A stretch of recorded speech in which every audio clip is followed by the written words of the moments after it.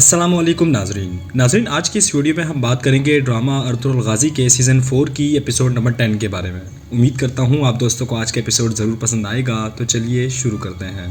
नाजरीन, जैसा कि आपने पिछले एपिसोड में देखा होगा कि चौदार कबीले में तुर्गुत और सांचार आपस में लड़ रहे होते हैं और तुर्गुत खूब उसकी पिटाई करता है। और आज के इस एपिसोड में इधर जंगल में लुकास अपने सिपाहियों के साथ पहुंच जाता है, जहां पर अर्तुगरुल साहब ने मालीज और उसके सिपाहियों को मारा हुआ होता है। ये देखकर ये सब दंग रह जाते हैं। वहाँ ज़मीन पर पड़े मालीज की लाश भी उन्हें दिख जाती है और पास ही एक सिपाही जिंदा होता है और वो इनसे कहता है कि अर्तुगरुल हमारे हाथों से निकल गया। तो लुकास कहता है कि वो अकेला जख्मी आदमी ये सब कैसे कर सकता है। तो वो जख्मी सिपाही कहता है कि वो अकेला नहीं था, उसने अपने साथ गुलामों की फौज बना ली है और सिमको ने उन सबको पकड़ लिया है, वो सब इस रास्ते पर गए हैं। ये सुनकर लुकास उस सिपाही को वहीं छोड़कर अर्तुगरुल साहब को ढूंढने निकल जाता है। और इधर चौदार कबीले में तुर्गुत और सांचार का मुसलसल मुकाबला जारी रहता है। तुर्गुत उसे इतना मारता है कि सांचार अपनी तलवार निकाल लेता है। तलवार से भी वार करता है मगर तुर्गुत अपना दिफा कर लेता है। इतने में वहाँ असलहान और बहादुर भी आ जाते हैं। सिर्फ नाम का बहादुर तुर्गुत पर चढ़ाई करने की कोशिश करता है मगर वहाँ मौजूद सब लोग कहते हैं कि सबसे पहले आपके बेटे ने तुर्गुत पर हाथ उठाया था, सिपा सालार तुर्गुत की कोई गलती नहीं।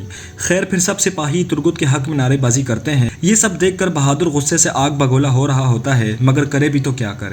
और इधर सिमको के गार में कमांडर आरिस मुसलसल अर्तुगरुल साहब और सिमको के इंतजार में होता है कि इसी दौरान एक सिपाही आकर उसे शहंशाह की तरफ से भेजा गया एक खत देता है, जिसमें कुछ यूँ लिखा होता है कि तुमने जो बाजार चलाने के लिए जो ताजिर मांगा था उसके लिए हम एक तजुर्बेकार ताजिर भेजेंगे और तुम दोनों मिलकर अपने बाजार को गैर मौसर बनाओगे।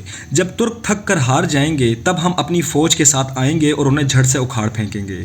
हमारा मजहब और मुबारक सल्तनत तुमसे बड़ी खिदमत की तवक्को रखती है। खत पढ़ने के बाद आरिस कहता है कि यहाँ आओ अर्तुगरुल, जल्दी आओ, देखता हूँ कि इस बार तुम मेरी तलवार से कैसे जिंदा बच पाओगे। और इधर जंगल में अर्तुगरुल साहब सुल्तान का जासूस और उसके सिपाही मुसलसल सिमको की तलाश में होते हैं। उसके निशानात का ताक़ुब करते हैं तो अर्तुगरुल साहब कहते हैं कि घोड़े के निशानात इस तरफ जा रहे हैं, लेकिन शायद वो हमसे चाल चल रहा है क्योंकि उसके पाँव के निशानात दूसरी तरफ हैं। वो पैदल ज़्यादा दूर नहीं जा सकता, उसके पीछे जाना होगा। और फिर सब के सब उसके पीछे निकल पड़ते हैं। पास ही झाड़ियों में छुपे लुकास के सिपाही अर्तुगरुल साहब को जाते हुए देख लेते हैं और फिर एक दूसरे को कहते हैं कि फ़ौरन कमांडर लुकास को पैगाम भिजवाओ और उन्हें अर्तुगरुल साहब की मौजूदगी का पता दो। और इधर हानली बाजार में बहादुर कोपैक को कहता है कि मैं आपकी मौजूदगी में ऐसा वाकया नहीं करना चाहता था। तो कोपैक उससे कहता है कि इसकी फिक्र न करें, उस तुर्गुत की भी अकल ठिकाने आ जाएगी। अगर उसने दोबारा कोई ऐसी हरकत की तो अगली बार खंजर उसके कंधों को नहीं बल्कि उसके दिल को चीरेगा। तुम्हारा बेटा सांचार उसका खून जोश मार रहा है और तुर्गुत बहादुर सिपा सालार है, ये बात जान ले। आपको एहतियात करना होगी। मैं नहीं चाहता कि वो आपके इकलौते बेटे को कोई तकलीफ दे। और फिर मजीद ये कहता है कि अब सब कुछ खामोशी से करना होगा। दुंदार के सरदार मुंतखब होने और आपके हानली बाजार खरीदने के बाद तुर्गुत की भी बारी आ जाएगी। अब आपने सबसे पहले जो काम करना है वो आपको चौदार कबीले के सरदार बनने पर तवज्जो देनी है, बाकी सब मैं संभाल लूंगा। और इधर काई कबीले में आर्तुक भाई तुर्गुत का इलाज कर रहे होते हैं। तो बामसी कहता है कि भाई हम यहाँ किस चीज का इंतजार कर रहे हैं, चलो अपनी तलवारें ले और उन्हें मजा चकाएं। तो तुर्गुत कहता है कि नहीं बामसी, हम और मुसीबतें नहीं मोल सकते, जबकि हम पहले ही बहुत सी मुसीबतों से दो चार हैं। तुम्हारे अलावा कबीले में किसी को भी इस मसले का इल्म नहीं। सबसे पहले तो हमें दुंदार साहब के खिलाफ खड़ा होना होगा। तो सफदर कहता है कि ठीक है, लेकिन अगर दुंदार साहब जिरगे में मुंतखब हो गए तो फिर हम क्या करेंगे।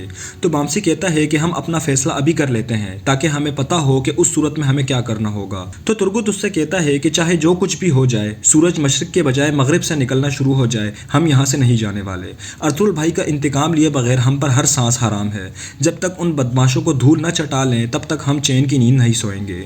तो गुंगुत कहता है कि हम तो ना ये ज़मीनें छोड़ेंगे और ना ही अर्तुगरुल साहब का मकसद। और फिर सब के सब इस बात पर इत्तिफाक करते हैं। और इधर जंगल में रात के वक्त सिमको आग जलाए बैठा हुआ होता है। अर्तुगरुल साहब के बारे में सोचो विचार कर रहा होता है कि साथ ही अर्तुगरुल साहब अपने सिपाहियों के साथ पहुंच जाते हैं। सिमको वहां से भागने की कोशिश करता है मगर नाकाम रहता है।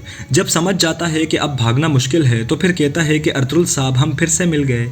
इसी दौरान कमांडर लुकास आरिस के हुक्म पर उन पर तीर बरसाना शुरू कर देता है।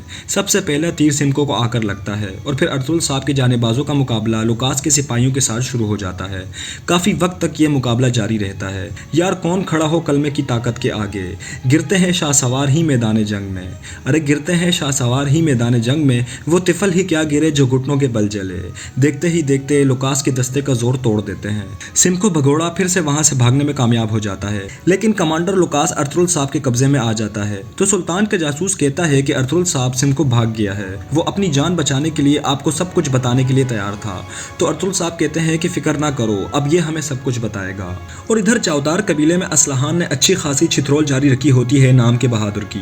اسلحان کے الفاظ کچھ یوں ہوتے ہیں کہ میرے خیمے میں خون بہانے پر میں آپ کے متعلق خاموش رہی، اور سانچار کی بدتمیزی پر بھی، صرف اسی وجہ سے کہ امن خراب نہ ہو، لیکن دوبارہ کبھی آپ نے کوئی ایسی غلطی کی تو میں آپ کو اس جگہ پہنچا دوں گی جہاں آپ کو پانی تک نہیں ملے گا۔ یہ بات اچھی طرح ذہن نشین کر لیں۔ بہادر بھی ڈھیٹوں کی طرح کھڑے اس کی یہ باتیں سن رہا ہوتا ہے۔ اور ادھر جنگل میں ارطغرل صاحب اپنا قیام و طعام کر رہے ہوتے ہیں، یعنی کہ کھانا وغیرہ کھا رہے ہوتے ہیں کہ اسی دوران لوکاس کو ہوش آ جاتا ہے۔ انہیں دیکھ کر ارطغرل صاحب کہتے ہیں کہ او تم جاگ گئے ہو، یہاں آؤ کچھ کھا لو، اپنی طاقت بحال کر لو، تم نے ہمیں بہت کچھ بتانا ہے، جب تک تم ہمیں نہیں بتا دیتے ہم اپنے بھائیوں کے ساتھ یہیں رکیں گے۔ خیر ارطغرل صاحب اس سے کافی بار پوچھتے ہیں، مگر یہ کمبخت یہی کہتا ہے کہ میں صرف ایک ڈاکو ہوں اور ہم نے آپ پر صرف سونے کے لیے حملہ کیا ہے، ہمارا کوئی اور مقصد نہیں۔ تو ارطغرل صاحب کہتے ہیں کہ تمہیں بتانا پڑے گا، اور پھر مار مار کر اسے دوبارہ بے ہوش کر دیتے ہیں۔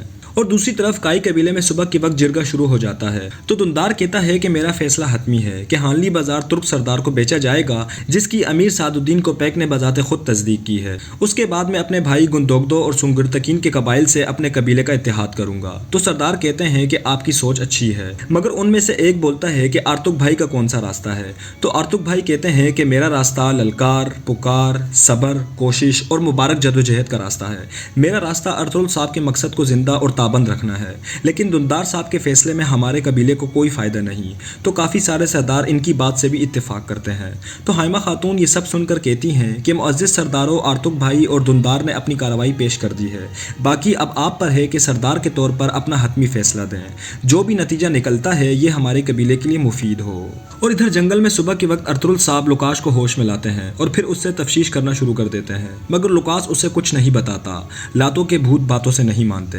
ارطغرل صاحب اس کی زبان کھلوانے کو بخوبی جانتے ہیں اور پھر جھٹ سے خنجر اس کے کندھے میں گاڑ کر ایک دفعہ گھماتے ہیں اور پھر دوسری دفعہ، تو لوکاس طوطے کی طرح بولنا شروع کر دیتا ہے اور کہتا ہے کہ تمہیں اپنی موت کی تلاش ہے نا، اس کا نام کمانڈر آرس ہے، وہ تمہاری اور تمام ترکوں کے لیے موت کا فرشتہ بن کر آئے گا۔ جس طرح اس نے تمہارے لیے جال بچھایا اور تمہارے سپاہیوں کو مارا، بالکل اسی طرح وہ تمام ترک سرداروں کو بھی مارے گا۔ تو ارطغرل صاحب کہتے ہیں کہ اس قراجیسر قلعے کو جس پر تمہیں بہت بھروسہ ہے میں تمہارے اس آقا پر گرا دوں گا، اور مزید کہتے ہیں کہ ان زمینوں سے ترکوں کو جس نے بھی مٹانے کی جرت کی میں ان زمینوں کو ان کی قبر میں بدل دوں گا، اور جھٹ سے اس کی گردن کاٹ دیتے ہیں۔ اور دوسری طرف قبیلے میں نئے سردار کے لیے جرگہ جاری ہوتا ہے، مگر بدقسمتی سے دندار پھر سے جیت جاتا ہے۔ دندار اور اس کے چاہنے والے بڑے خوش ہوتے ہیں۔ تو آرتک بھائی ان سے کہتے ہیں کہ جو سردار آپ نے منتخب کیا ہے وہ آپ کی ہی عکاسی کرتا ہے، یہ کہہ کر زندہ ضمیری کے ساتھ وہاں سے چلے جاتے ہیں۔ خیر اس کے بعد رسم کے مطابق تمام سرداری والے کام کیے جاتے ہیں۔